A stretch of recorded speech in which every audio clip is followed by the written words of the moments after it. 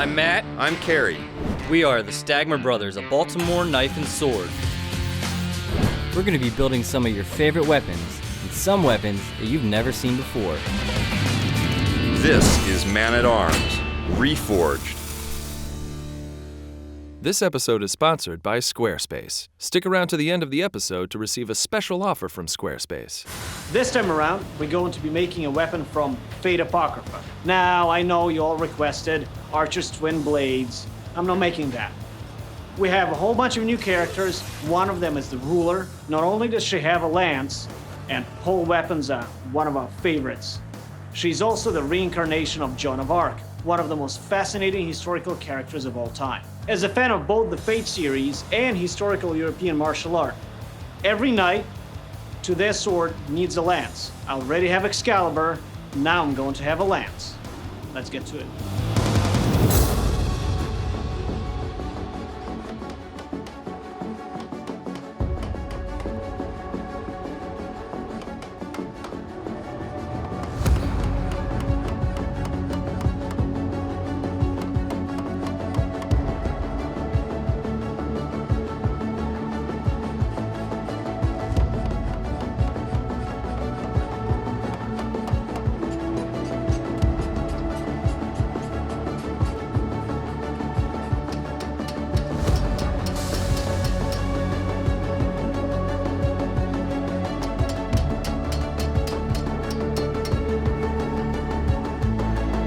I just now formed the head of the spear. What I did is I took a piece of 1045, squared it out, and gave it an extreme taper. After the taper was set, I took my fullering tool and isolated a portion which will later on become the tang. I isolated so it will not be affected by the next procedure. In order to create a cruciform cross-section, which is this, I took my fullering tool once again, but stuck my taper in this way, and started fullering along the flats. First like that, and then turning it at 90 degrees. As the two fullers interact this way and this way, the fullers become deeper and the flanges became wider. Once I was satisfied with the fullers, I took my spear and went to the flat dies of the power hammer, pinching out each of the flanges, making it flatter and wider. Those are going to be the blades of the spear. After the flanges were set, I pulled out the tang, which later on will be welded onto the socket.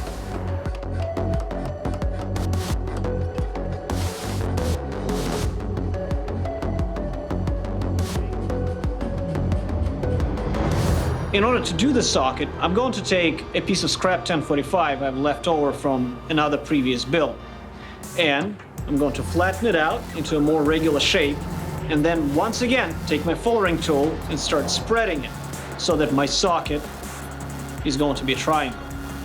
And after it's sufficiently flat and thin, I'm going to take it to the hand anvil and use one of my hardy tools to give it a bend. After the bend is established, I'm going to stick in a mandrel.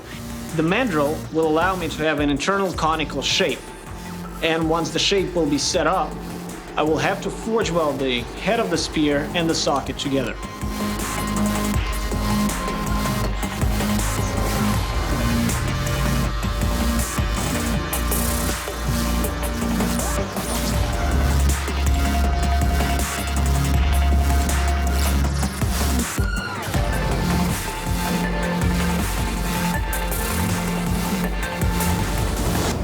Decided to make this entire section of the spear from one piece, both the spike itself and the flange that mounts it onto the handle.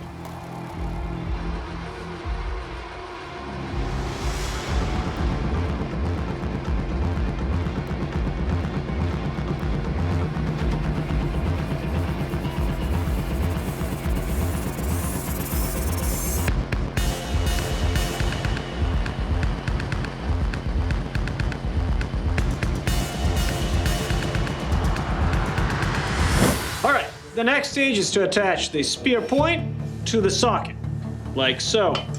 Now for this I'm going to use the coal forge.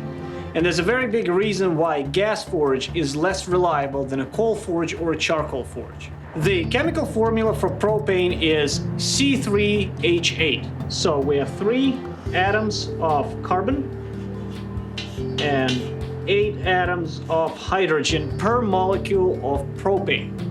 The process of burning is the process of a chemical reaction of your burning substance with oxygen, O2. The carbon here reacts with oxygen and produces CO2. It also produces heat. It is an exothermic reaction. However, the hydrogen has to go somewhere too. It also reacts with oxygen and produces H2O, which is water. There's gas, high heat water flowing around your forge. Water makes iron and steel rust. So no matter what you do, you develop scale inside your propane forge, and that prevents a good forge weld. In a coal forge or a charcoal forge, we just have pure carbon, C6, and air, our burning reaction, which is primarily oxygen, O2. The end result is CO2 and heat. So all of the oxygen goes into production of CO2, and no extra oxygen, if you're very good at pumping your bellows, reacts with your steel. And because you're producing a lot of heat, you will actually have excess carbon gas. Inside the forge, your steel does not oxidize, meaning it's always clean and the weld is better.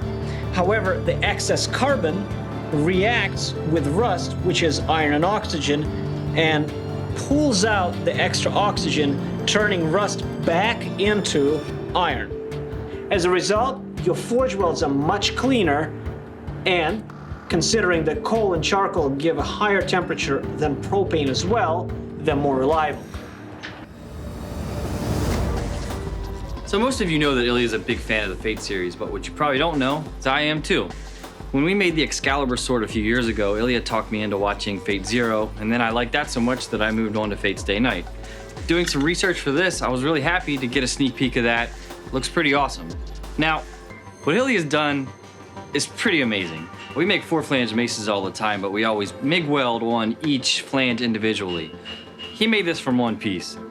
I gotta say, that was really cool to see. He left me a lot of material to play with though, so each of these flanges are much bigger than they need to be. So my goal is to now go in and hog a lot of material off, really sculpt all these flanges, give them the proper shape, trim them way down, polish this thing up, and then we're gonna fabricate the other pieces that go on down here on the socket a little later.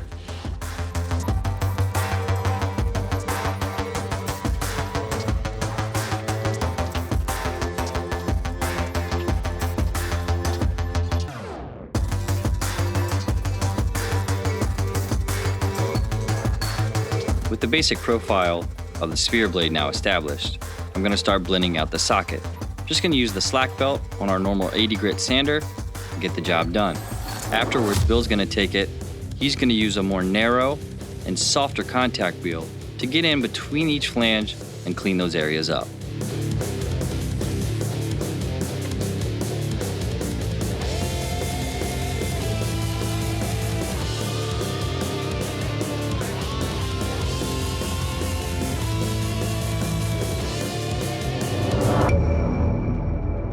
The head for the spear will have to be hardened.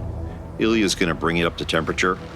He'll be quenching this into brine, which is a saturated solution of salt and water.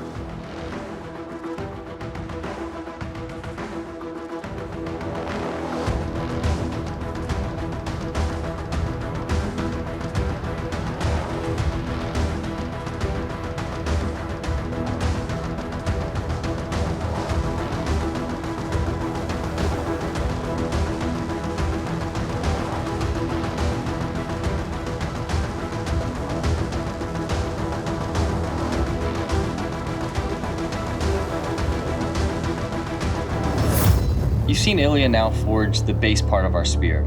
He made an incredible set of flanges, but there's another set of flanges that go beyond that will be TIG welded or MIG welded onto the actual shaft of the spear. So after looking at the drawing, I decided I needed about a 5-inch by 2.5-inch box to start from. I'm just gonna use an arc tool.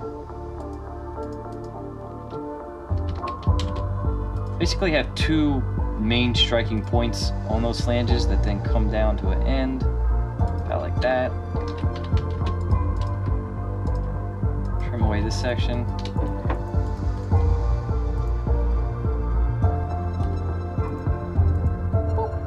So at this point, I can basically hand this off to John, and then we'll cut 4 of these out, get them ground, fabricated, welded on, go from there. Okay, Ilya went ahead and forged the main spearhead for our weapon here. Matt cleaned it up, got a good clean profile. Our next step is to add 4 additional flanges down the bottom here. So we're going to go ahead and plasma cut them out of some heavy plate. Matt will clean them up, and we'll weld them on.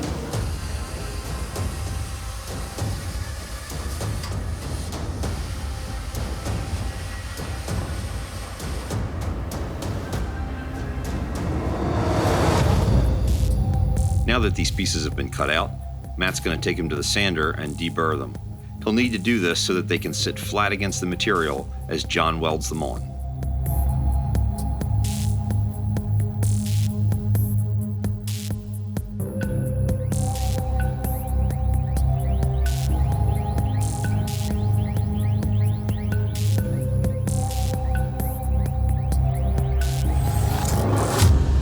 Making sure that these flanges all match the spear tip, John welds these sections on.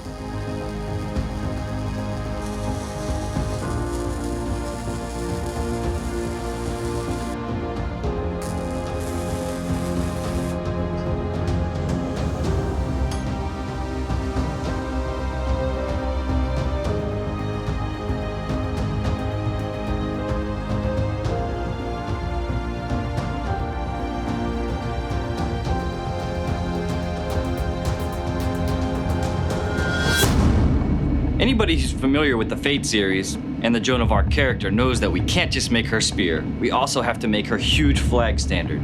So I've asked my fiancée Natasha to go ahead and make that for us.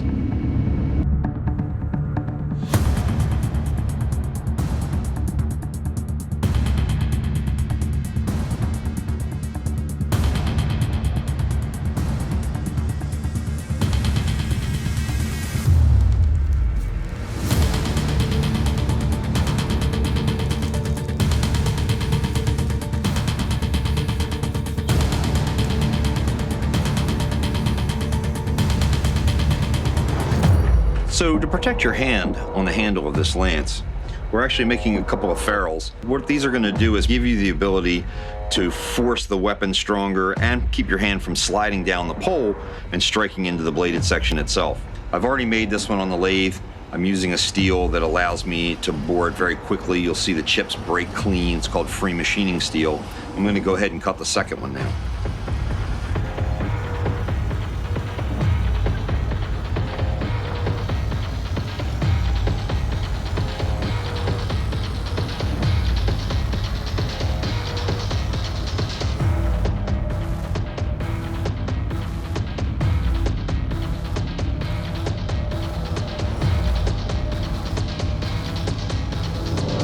Matt now goes to the small baiter and blends in these flanges.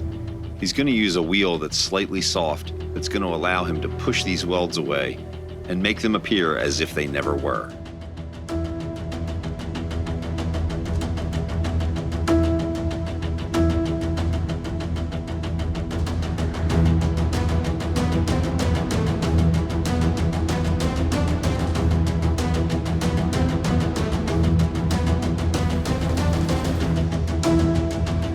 Sometimes on an individual process, there'll just be one person.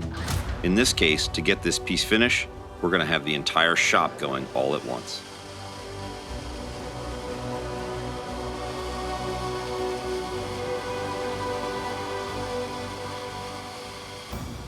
In this build, the craftsman in the shop actually learned a few new tricks.